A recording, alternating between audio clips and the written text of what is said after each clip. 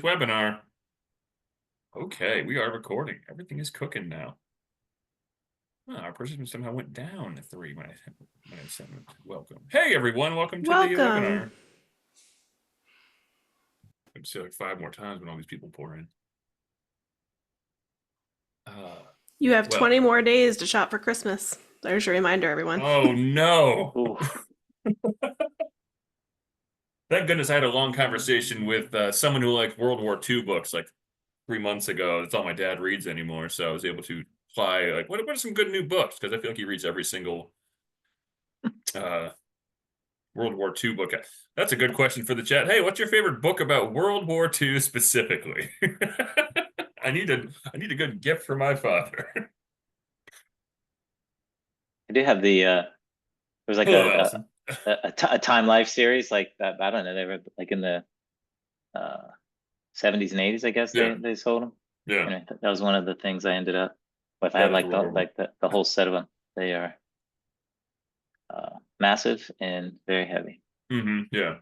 It was funny when my wife first visited I first met my parents. It was at my house for Thanksgiving, and there was a book on my dad's shelf called Bloodlands, and it was about the war on the Eastern Front. And she was like, "Oh, I've read that book." Anyway, they've been best of friends ever since. So it was a nice little bonding moment for those two. I All gotta right, pick the right woman. So anyway, all right. Enough yeah, war let's move talk. on from that.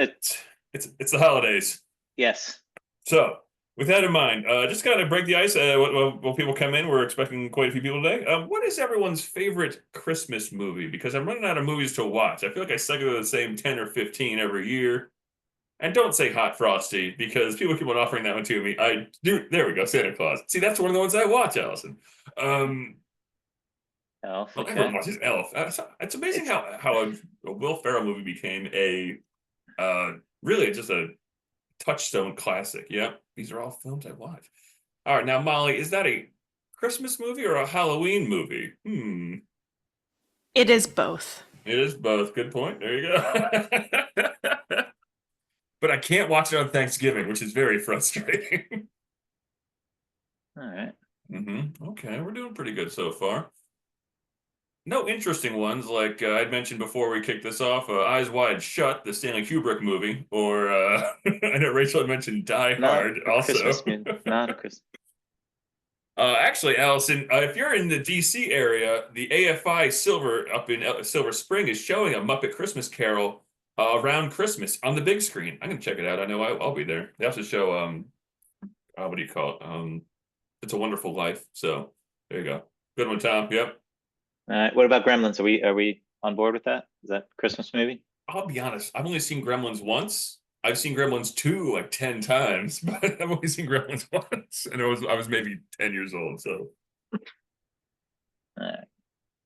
unless you're anyone else who wants to go and watch screenings of older movies, the AF if you're in the DC area, the AFI up in Silver Spring shows them. I go there all the time.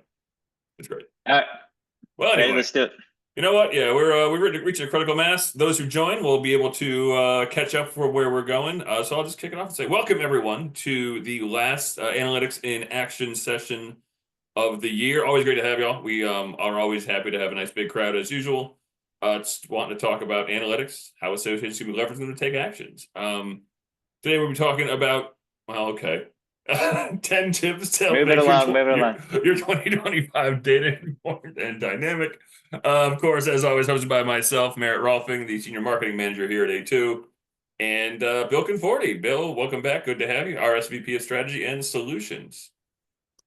And of course, a special guest pert, a term I learned from the podcast My Brother and Me, Rachel Mace, our Director of Customer Experience. Rachel, welcome. How are you today? I'm great. Looking forward to watching Hot Frosty later. Goodness gracious. I can't escape it. All right, well, moving on. We brought Rachel on because she talks to a lot of our customers, talks to a lot of people in the association world around what works for them around analytics. So we figured it'd be a good thing to kind of spread the word. And just for those who might be new to the series, who are we? Who is Association Analytics? We are the creators of the industry-leading SaaS analytics platform Acumen. We provide comprehensive data solutions around data cleanup, data strategy, data kind of get data questions. We can help provide answers with our industry experts. More than anything, though, we exist for one sole reason. And what is that? We want to help you make your data work for you. It's a vital resource, and we want to help you make sure that it is being used. Because what is a resource not being used but just a big pile of coal somewhere? So there you go. All right. Analytically. All right, here we go. Cool. And before we dive in, I just want to say we are starting a fun new series to kick off the new year. It'll be called the Data Informed Association. Bill and I have sketched out at least 6 sessions, but we're going to kind of break down how different departments, different people in the association can be leveraging data to become more, data informed and make sure that their organization is growing. We're going to be focusing with the kind of leadership and leading with analytics. So you can go to what URL there, associationanalytics.com/resources/upcoming events. You can also find the link on the page, or just scan that QR code. Should take you to the sign up page, and we will talk at the end of January. All right. Awesome. Thanks, Merritt. Yeah, okay, so look, so what are we going to do today? As always, we'll start with a couple of some intro stuff and some polls, mostly just the polls. And then we're going to do 10 tips, not like a top 10 list. So it's not like the 10 is the worst and 1 is the best, but we're going to give you 10 tips to make 2025 data informed and dynamic. That was Merritt's addition, right? So not just data informed, but also dynamic. Hey, you got to do something with then that data. We'll recap some things. So some of you probably know that we've been doing some variation of this for the past couple of years. So we're kind of like at the end of the year, like, okay, next year is going to be the year where we sort of put some of those obstacles aside and move forward with some of the things that we know we should be doing as far as becoming more, leveraging our data better, I'll just say, right? And so I just want to say that these are, it's not really like a list that you would read in, Harvard Business Review or something like that. It's not industry trends or things like that. These are real things that we have heard from our customers, or that we've recommended to clients and prospects over the last year. And the other thing I would say about these is most of them are inexpensive and they're not too heavy on resources. So that's kind of one of the things that we try to have in the background whenever we're making recommendations. Is it's easy to recommend things that are big and expensive and that only a small subset of associations can do. We're trying to get away from those kinds of things. So anyway, so most of these things are the types of tips that you could really implement tomorrow, or certainly by early next year if you were inclined to do so. So with that, if you'll get your phones out, we just have one poll question for today, and that is, which best describes your association's goals and plans to leverage data for better decisions and performance in 2025? All right, so it's top priority. Yeah, we're already working on it, making some plans, making some strides. Not a concern. We're already doing it. We're already data informed and dynamic, right? We're rock stars in that sense. We're not focused on it right now, or we don't know. I'm glad to see top priority in something. I mean, obviously, we all talk to a lot of association leaders and professionals out there, and it's always top of mind. But it's nice to see it's actually becoming, just kind of watching this move, these bars move, becoming something people are actually striving towards. Because you can put things off for so long, but after a while, it's like we got to do something over here, guys. So yeah. I like seeing the zeros that we have right now. Not a concern. Yeah. All right. I hope it doesn't uptick all of a sudden. Oh no. Yeah. All right, this is actually pleasing. As data people, we live to help the association world. As we said, you make their data work for them, and seeing how it's in the move or don't know. Hey, you never know what's going on these days. All right. Yeah. Beautiful. As always, I'm a little bit disappointed with the level of participation in the poll. However, and there's no chance to redeem yourself in today's talk with poll results. However, lots of chances to jump in the chat and share some of your insights with us. So hopefully some of you will do that. So with that, I'm going to go to a question and comment, kind of thing. So for those of you that say that you're making a few strides, right? You're already on it and you're making some strides. So that's the majority of us that responded. So I'd like to hear from you and see what are some of the things that you're doing that have worked. Any tips that you would offer, to the group just before we jump into our top 10. And then also for those that said it's a top priority, if there's anything specific that you would point to or that you'd want to share with the group that you're hoping to accomplish in 2025. Yeah, I'm curious if it's process or goal oriented, right? Is it we want to make sure our data is clean? Or is it we want to make sure we have a higher retention rate? Is it just we want to be using data to inform the leadership? I don't know. Let's find out. And I feel like it still counts, even if you feel like you're alone in it. Like, even if you're like one of the only people championing it, it still counts. You're still doing Yeah, of it. course. I mean, hey, yep. Got new member benefits and program. That's very good. I was not okay. Clean data. Oh, you know what? We always say it though. There's if you have perfectly clean data, you have dead data. That's you continue your eternal battle. All right. I think that's what Jenny says. They're definitely convincing other people to use the insights I can pull out. That's a big piece of it, right? Be the evangelist, and eventually, as you talk that way, I think we talked about this last time, Bill. Ooh. Right? Was really as you continue to introduce analytical terms and data focused insights when you present whatever the weekly stand up, something like that. It'll make people start thinking that way, and so that can help influence just kind of a soft sell, so to speak. But yeah. Awesome. Yeah. These are really good answers. These are like some of the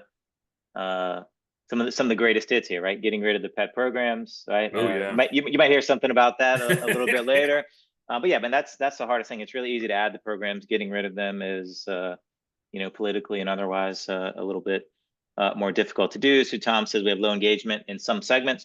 I would say congratulations to you for knowing that, right? Your First of all, right, yeah. using data to solve it is kind of like step two, really being able to understand engagement broadly and then specifically in segments. So is already really good. So if you're not there yet, then that's something that you can aspire to in 25. So if anybody else has something else that they want to share, of course, feel free to add that in.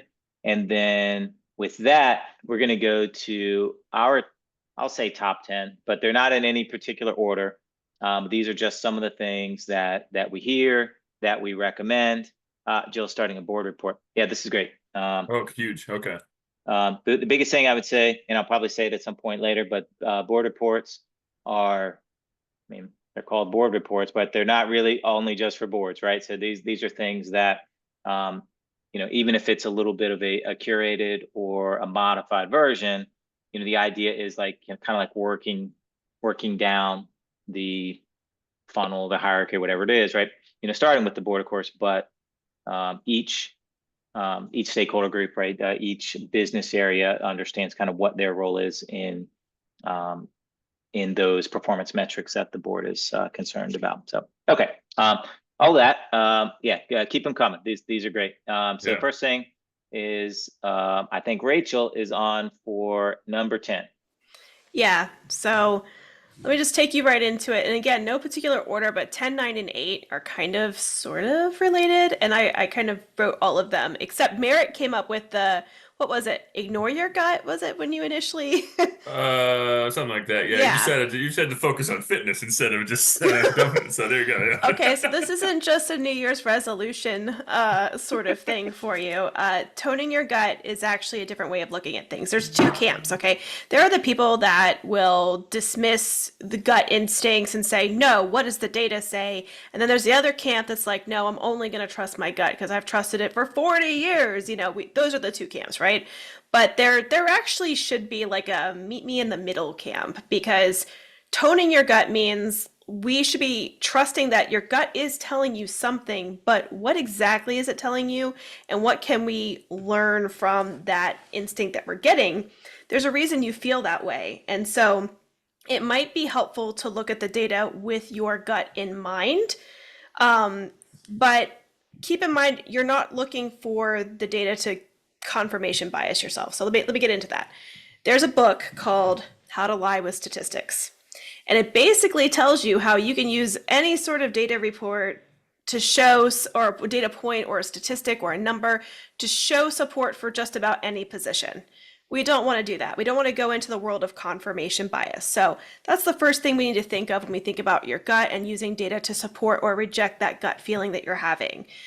Don't just look for confirmation bias. Look at challenging your gut a little bit. So Albert Einstein famously, allegedly, because I wasn't there to witness this quote, but he said, "No amount of experimentation can prove me right, but a single experiment can prove me wrong." Now, to some degree, when it comes to various things that work and don't work in association that may not be precisely accurate, you might be able to confirm you're generally correct about something in an association, but you can definitely confirm, just like Albert Einstein said, that you're wrong about something. So if you want to trust your gut, but maybe give it a little bit of exercise, tone it, you should go in there and say, you know what? Let's see if we can prove me wrong, prove my gut wrong. And if you really can't easily do that, it kind of reinforces that your gut might be correct. And then you can dig into things like why is it correct? And use data to support kind of what's going on behind the scenes and help you kind of refine your gut view and take that next insight-driven step. So don't ignore your gut, tone it. All right, I got just a quick comment on that before we move on. So we've talked about this in different contexts over other webinars, but essentially this is the data informed versus the data driven conversation, right? We purposely use the term data informed because it's not only the data, right, that drives you to that decision. It's also your judgment, right, and your subject matter expertise and all of that. Other thing really quick before we move on is I think a good example of this is, and Rachel talked about this a little bit, is getting into the why, right? Particularly when it comes to reasons members join or reasons members renew or don't renew.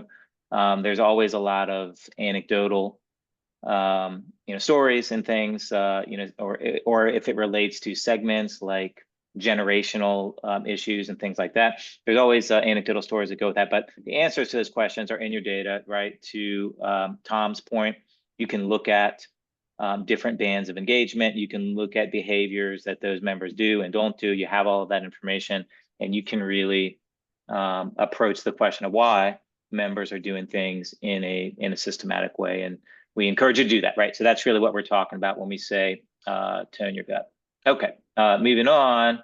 It's Merritt chose the title of this one. I did not choose that. But the theme of it is kind of true. So what are we referring to? What's this mythological creature that we're chasing? Well, oftentimes it sounds like this. I will get into a call with somebody and they'll say, you know what I need to do? I need to get all these different demographics in here, and I'm going to connect them to email. And then when the email link is clicked, I want to know where that user went on our website to know if our rotator is getting enough eyes on it. And I'm like, wow, okay. That is a use case. But it's not usually one that associations are ready to get into. Instead, there might be something a bit more simple that we could do. We could be looking at Google key events and saying, we have so many people clicking our register now button, but if you look on the back end of completed sales, it only represents a quarter of that. You could set up a key event to your registration now or register now open whatever button you have on your website. I don't know, most people call it all a bunch of different things, but you could set up a key event for Google there and then just do a simple comparison. How many people are clicking that button that we're sending them to, and how many people are completing the transaction? Instead of starting there, a lot of people want to go into this really elaborate kind of use case. Oftentimes, though, I'll be honest, it's usually executives that don't do the day-to-day data work. They're like, no, I have this phenomenal vision. But you need to get to the bottom of what their vision is asking. What do they really want to know? They want to know, is my website effective?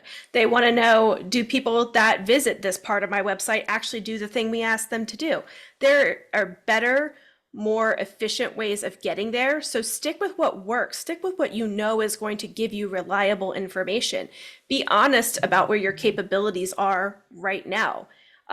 Being honest about what you can do right now is going to be more powerful than trying to build out this wild use case and make it do something for you. Move around at the margins. Everything is happening at the margin.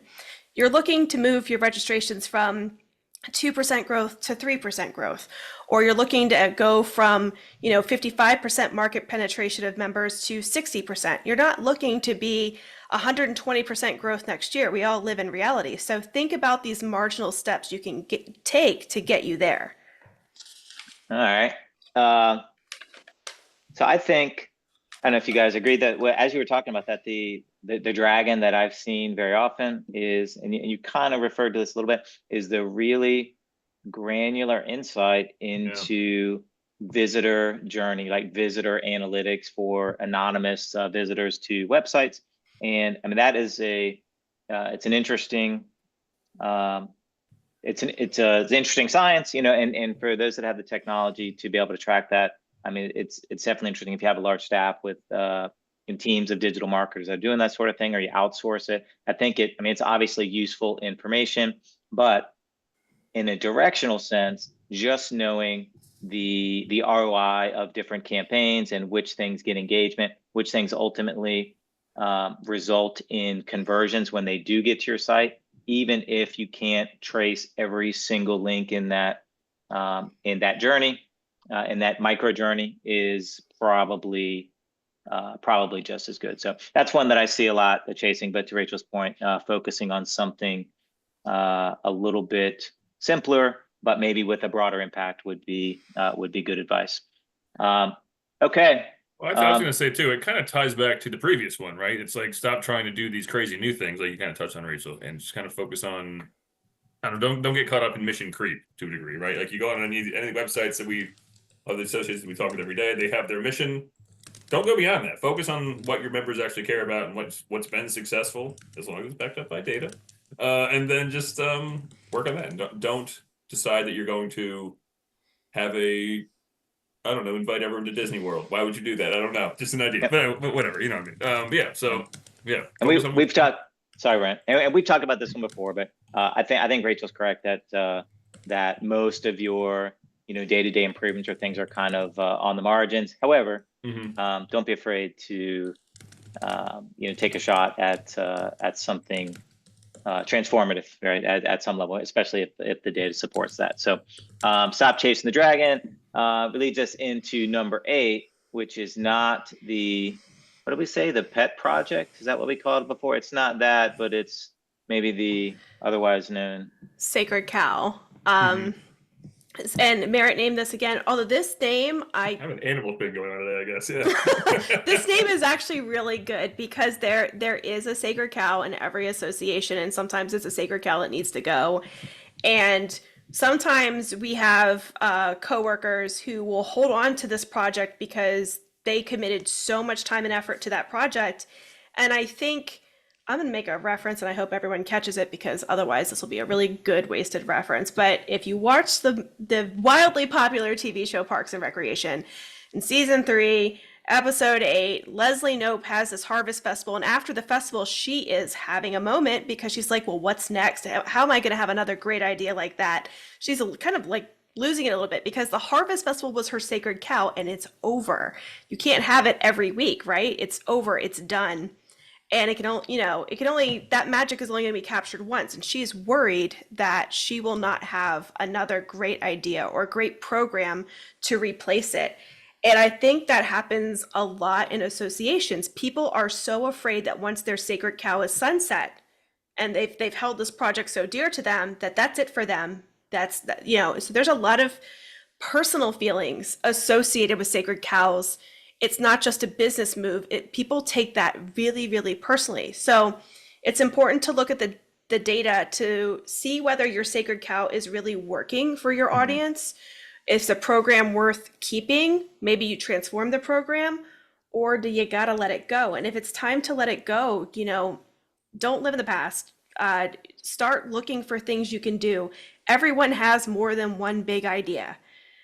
You can do the same thing over and over again, sure, but everybody has the ability to transform and do something new. Look at Merritt. He has received a promotion. He was in sales, now he's in marketing. Look at that. Look at that. So a whole new man. I worked in associations for 13 years, and now I'm here at A2 building visuals and doing webinars like these. You are not restricted to one great idea. So don't let that sacred cow that may not be serving your association's mission hold you all back. Let it go. You will have another great idea, another great project. All right. Yeah, so there's a story about this. I won't say the name of the association, but this is like the very definition of this. They had a lot of programs, a lot of products and services, but there was a whole set of them and they had very good data, and they tracked it on registration. So they had trend analysis and all of that. They had even some overlap on other things that that might lead to. And anyway, but there was a group of programs that were popular with certain influential groups within the association.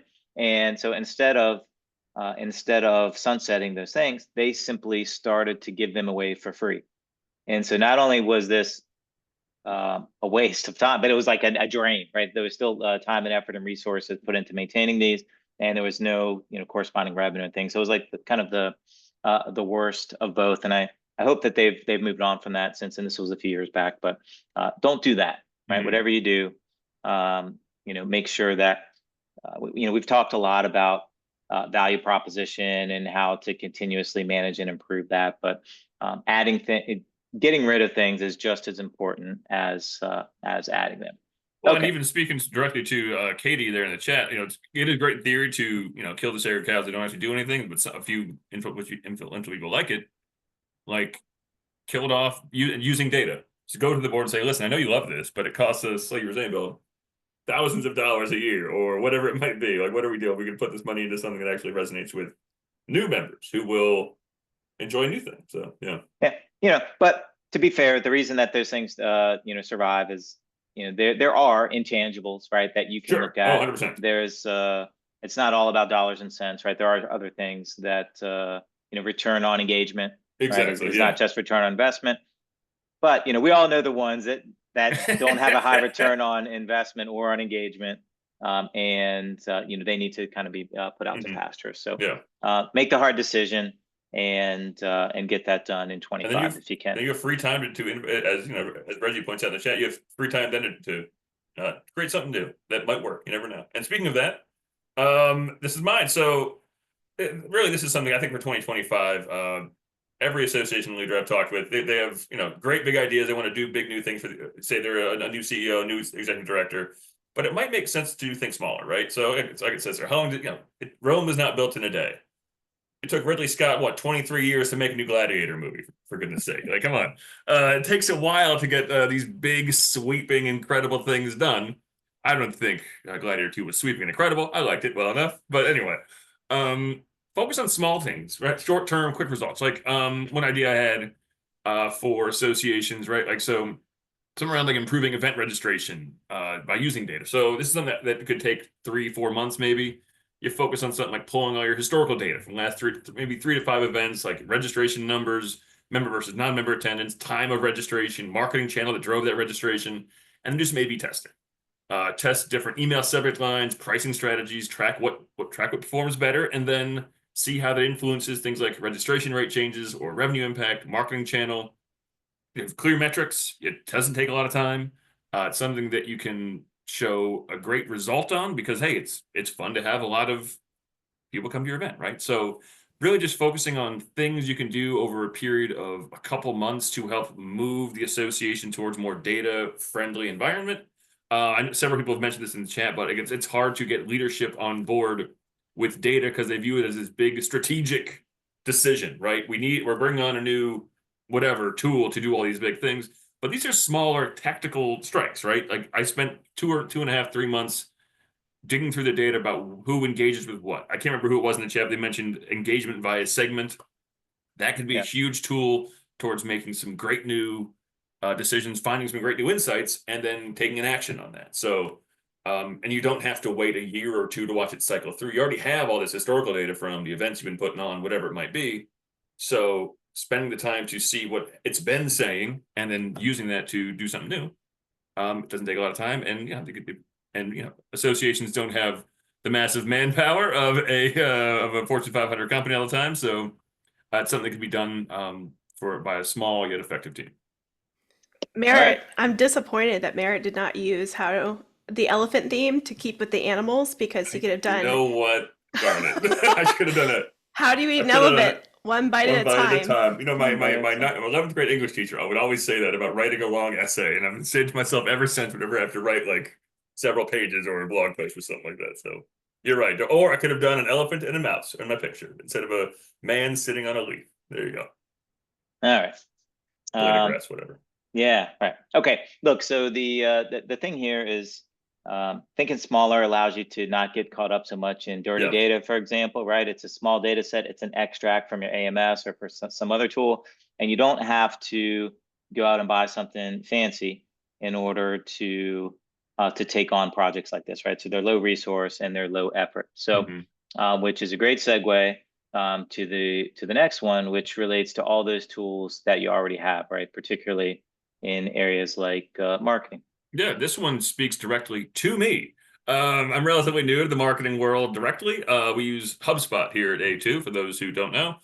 I don't know why you know, but whatever. But it's been a learning experience, right? And I've had, previously when I was working in sales and talking to associations, like they don't really use tools like any of those marketing automation platforms or anything to their fullest extent simply because it's huge. These tools can do quite a bit around automation, around segmentation, around just there's new AI tools built into a lot of them now. So spending the time to see how you can get more out of that. I've been spending a lot of time within the HubSpot Academy.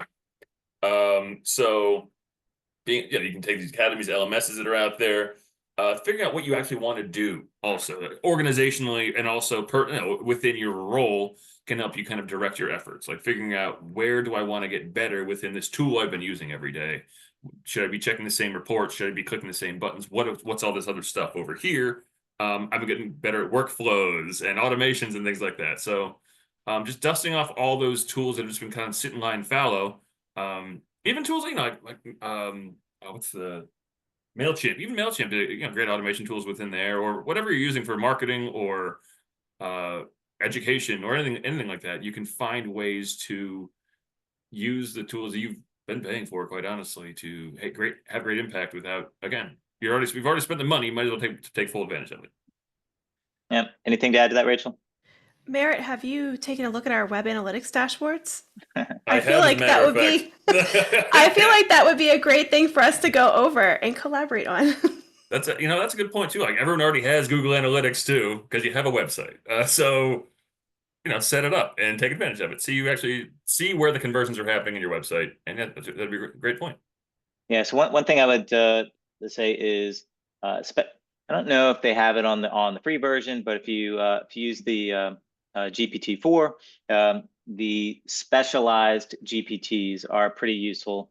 They have them for most tools. Like if you use HubSpot or one of the popular marketing tools, then there's specific GPTs that tell you how to do HubSpot, right? So you don't even have to go and watch a bunch of videos. You can ask specific questions about things that you want to do and get mostly accurate and reliable information on how to do that. So a little bit of a shortcut. Recommend you take advantage of that. So moving on, number 5 is also about marketing. We've been talking about this for a long time, but everyone is still doing it. So what are we talking about here, Merritt? Yeah, stop chaos campaigning, right? Don't just kind of shoot emails off and kind of for the best email. I know every association loves to do it, but just start, tracking things, ensuring outgoing campaigns are structured and properly tagged UTM parameters, or make sure you have. This is a big one, honestly. I know many associations. We're kind of similar in this structure as far as like how you build a campaign and execute it.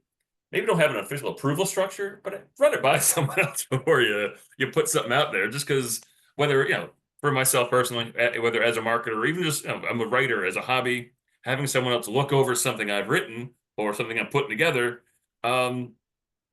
make sure that it makes sense. Make sure that you're not kind of over emailing. Make sure you're not stepping on toes or sending the wrong message at the right time or muddle what other people are saying. But also, again, have order.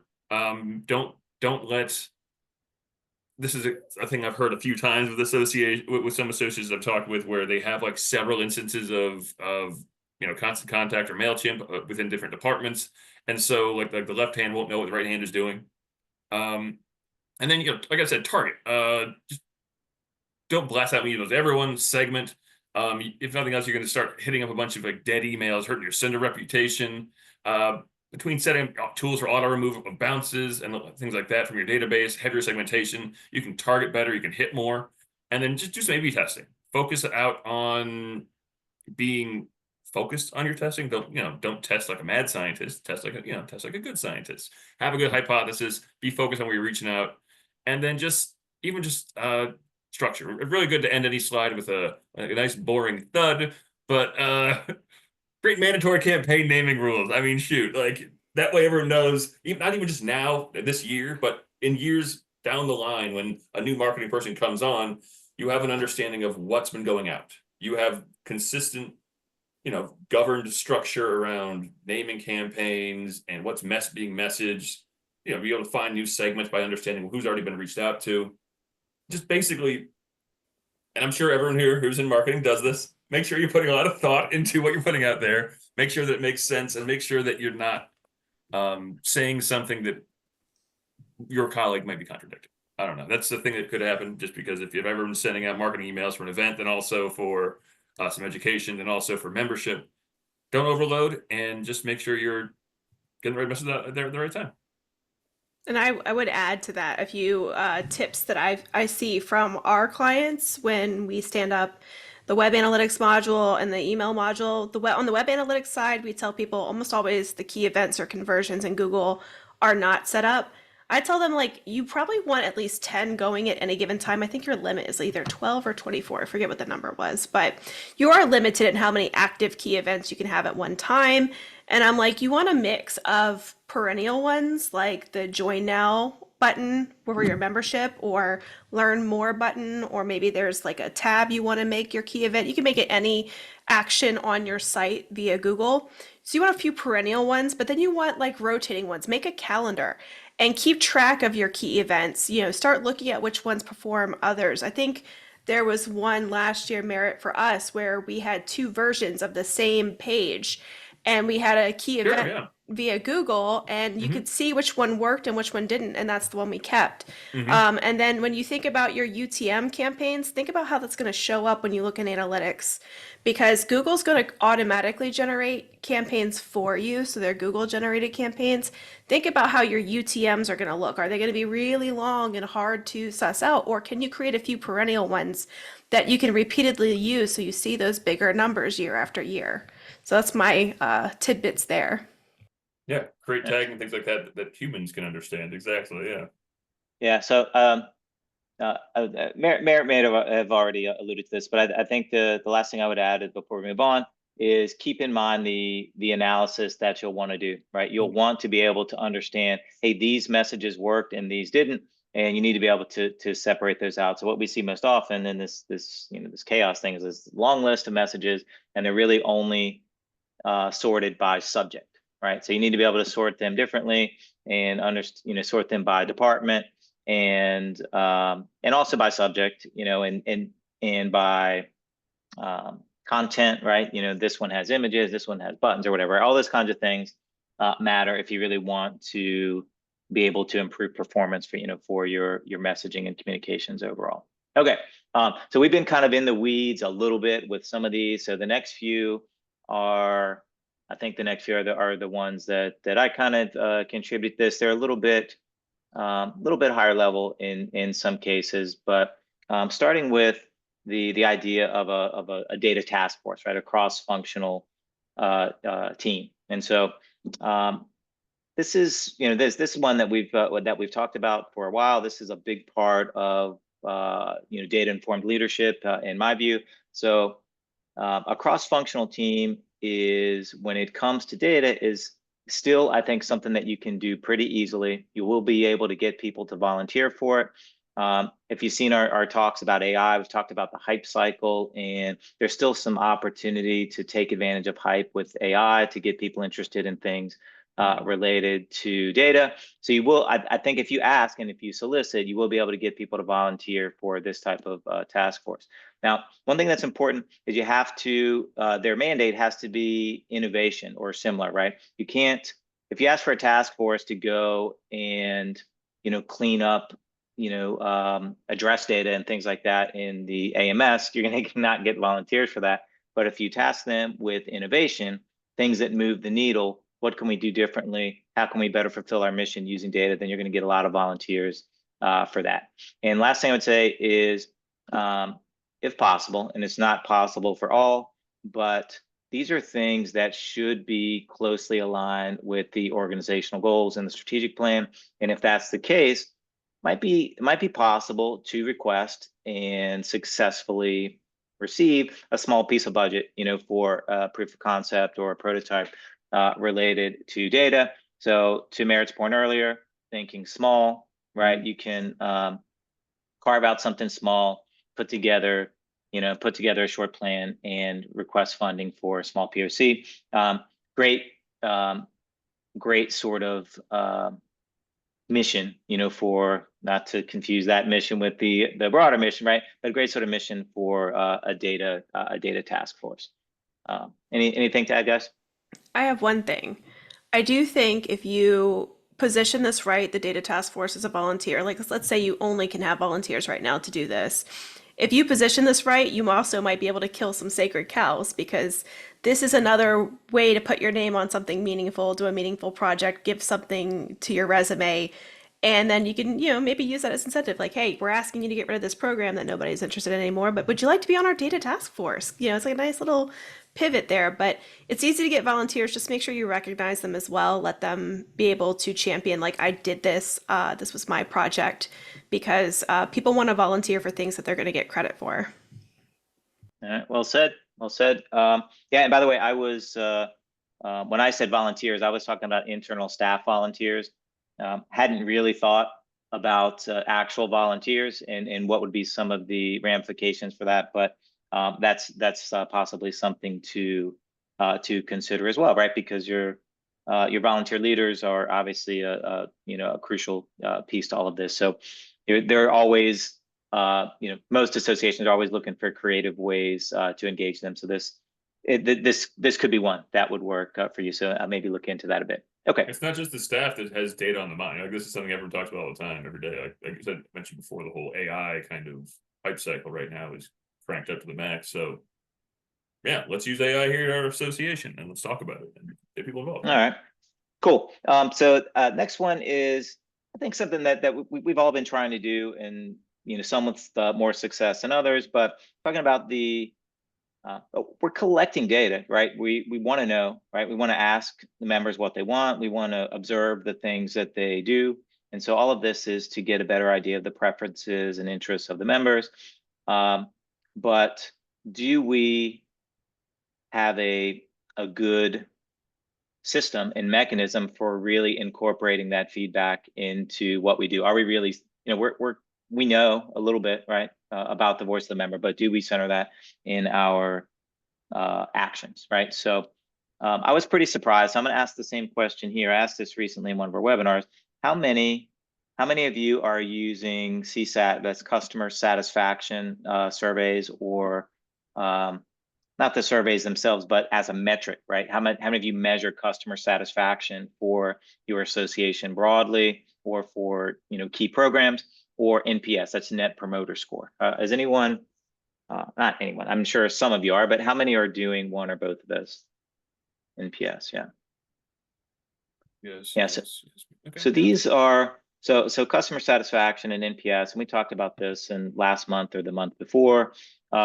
These are pretty easy. These are low-hanging fruit. You don't necessarily have to do it across all your programs right away. You can start with one. Annual meeting is a good one, right? Annual meeting is a good low-hanging fruit. Next one, maybe just the association generally, and you can incorporate that into your annual renewals. But the point is, this is data you have or can, without a lot of expense or effort, collect this kind of data. And if you're not doing it, you're missing a good opportunity to have data informed conversations about what your members want, right? And so, and what they prefer and what they like, right? Really get their feedback. So you already are able to look at their behaviors, and that tells you a lot. But you also need to supplement that by asking, yeah, right? What is it that you like? Would you recommend our association? Would you recommend our event, to a friend or colleague? All right. So center the member voice. What did I miss? Anybody have a comment on that? Read your community posts sometimes, at least. If you have a community, read the posts because what people are talking about is really important. And I know that a lot of people will stand up communities and be like, well, that's a member benefit. You can go into our community. Yeah. Do you go in there and read? I mean, just be like, I used to read it because I was interested in the tea. I wanted to know what the controversy was at the association I worked for. I was like, I got to go in there for the tea. But I mean, maybe instead of like reporting what you're working on in one of your meetings, just pull up your community and start reading some posts and have conversations about what your members are talking about. That's what I Yeah. was gonna say too. Just had those organic conversations, just kind of catching the vibe can really be much more powerful than it sounds by just saying catching the vibe. So that's incredibly powerful. All right. Okay. So member voice. Last one for me is number 2 on our list, which is pretty self-explanatory and pretty sort of obvious, but don't fly blind, right? So what I mean by this is performance management for the organization. And most often it means dashboards, right? So people say, hey, look, I really need a dashboard for this or that. If you don't have one for anything else, you need that executive dashboard, which is for organization-wide performance, right? Now, usually there's some subsets of data, right, which might have their own dashboards, which sort of roll up to all this. But when your senior leadership team meets or when your board meets, they need to be basing their decisions and basing their analyses and their discussions around data. Transparency is good. So this is, don't be afraid, right? Rachel talked about this recently, which is that, what was it, Rachel, that you're more suspect of performance or productivity for people that don't provide data Yeah, than ones that do? I would rather be like open and like maybe I'm wrong about my number than not report it at all because immediately people will say, well, why aren't you giving me a number? So, it's better to just be like, you may disagree with the 866 members I say that we have. Maybe you think it's 867 or 820, but it's better to be reporting something than to be omitting something. Yeah.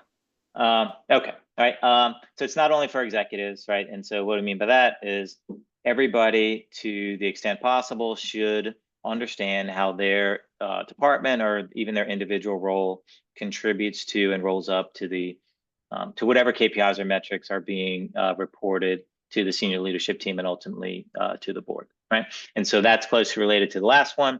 And this one has been a little bit controversial when I've talked about it in other forums, which is that everyone can have a number, right? So this one comes from, there was a book, it's an entrepreneur, it's the EOS, the Entrepreneurial Operating System. This guy, Gino Wickman, wrote a book, and and then EOS is kind of a popular thing. But the point is that everyone in the organization can have a number, and it doesn't mean it's like you're accountable to some very specific KPI and you're fired if you don't get it.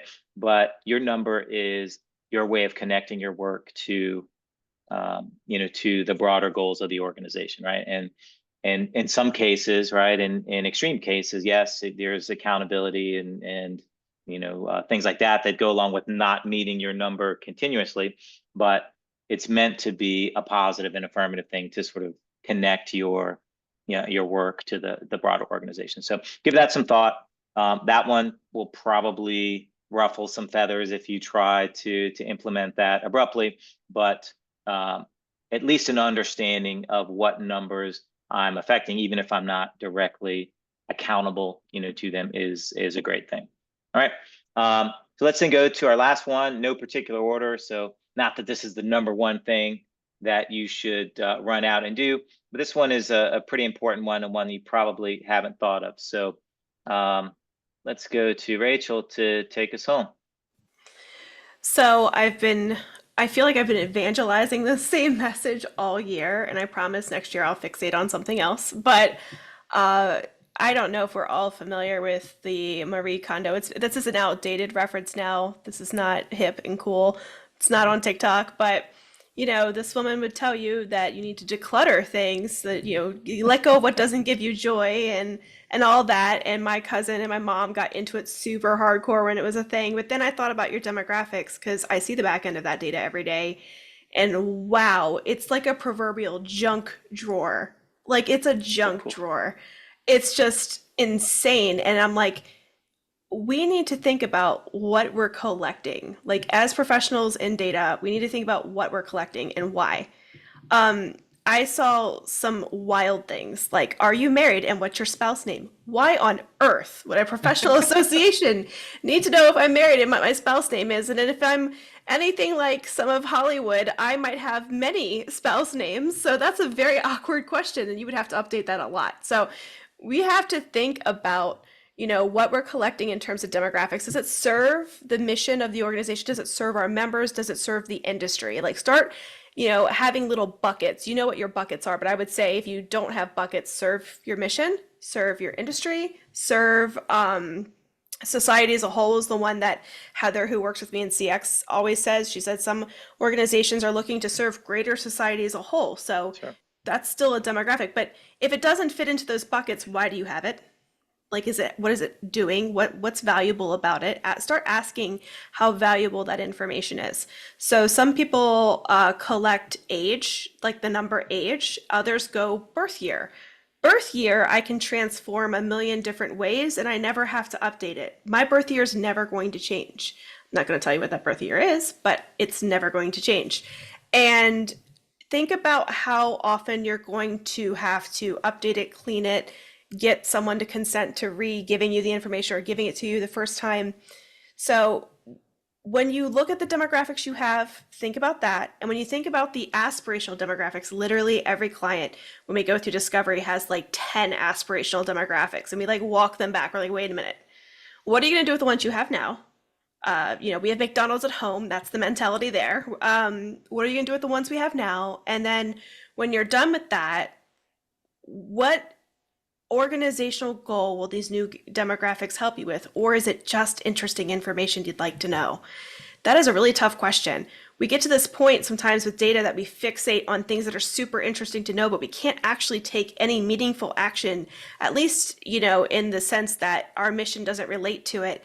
So we get all these demographics, we're so excited about them, or we're excited about, maybe collecting some in the future, but we've lost sight that they don't actually apply to our mission. There is one, though, I will always champion, and it's job title. Job title tells you so much.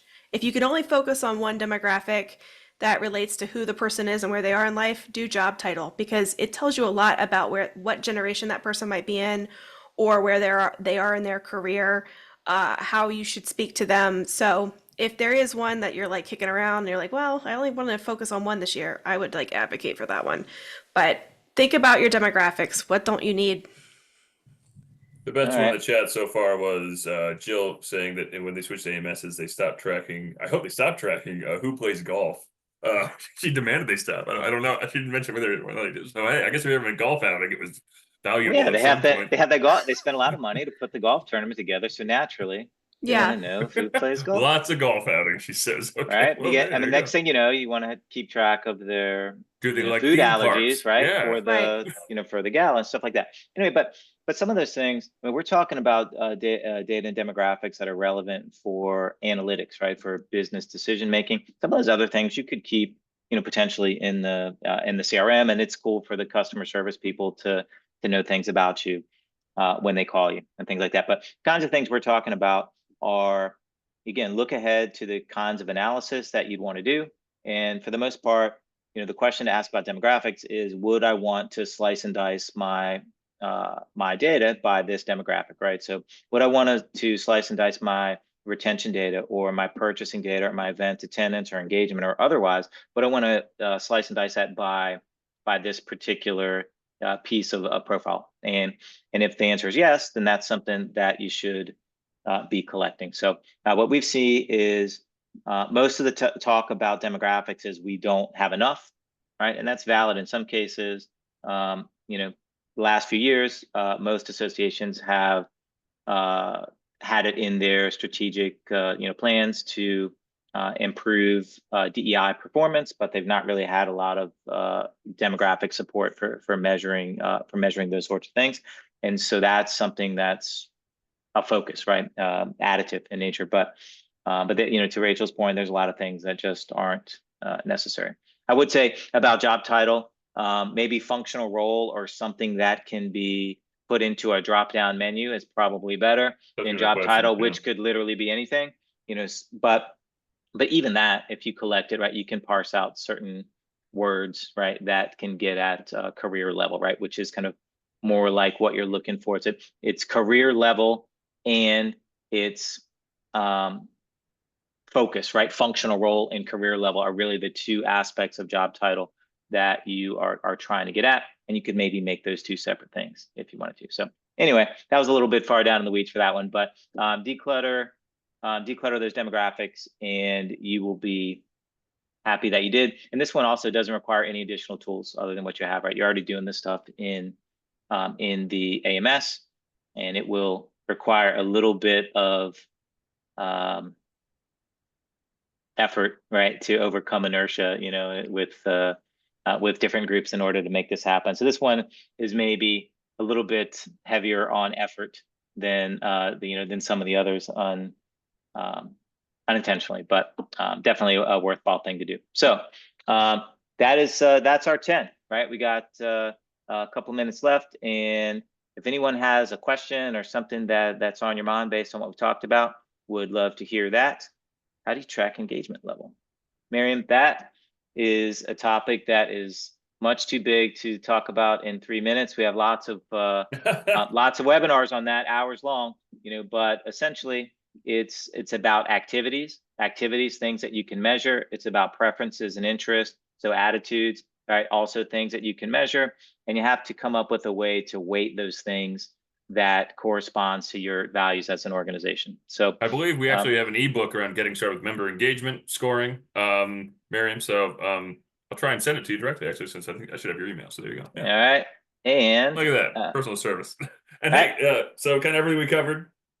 Let's be honest here. We can help with it with our analytics platform Acumen. If you want to talk about it at all, want to take a look at it, we'd love to give you a look at what we're working with these days and what's coming down the pike. So you can scan that QR code or visit that very shortened HubSpot link. Should have made it prettier. What are you gonna do? That's all right. Yeah, what are you gonna do? And then more importantly, perhaps next month's webinar to give you one more chance. Part 1. Oh, I didn't edit that part. Oops. I didn't edit any of this. Oh well. Scan that QR code all the same. It'll take you there. And it'll be a part 1 of the Data Informed Association. And there you go. It should be a lot of fun. I think it's gonna be about a 6 or 7 parter. We'll see how it goes. Bill and I are excited for it. Some special guests we already have lined up. Can't tell you yet because it'll be special, right? And we hope to see you. That'll be December or January 29th. Wait a minute. Okay, so we're gonna wrap up there, but Jennifer had a good question here. How do you determine which data should be required versus optional to create a profile or account so it doesn't hinder conversion rates? Oh, great question. I feel like it should be very specific to some sort of mission that you have. So if you're a professional organization, let's just pick one, and you issue a credential, you may want to require something like how much education do you have, because that's relevant to the credential. So try to keep it extremely relevant, and incentivize people to complete your profile. Have raffles.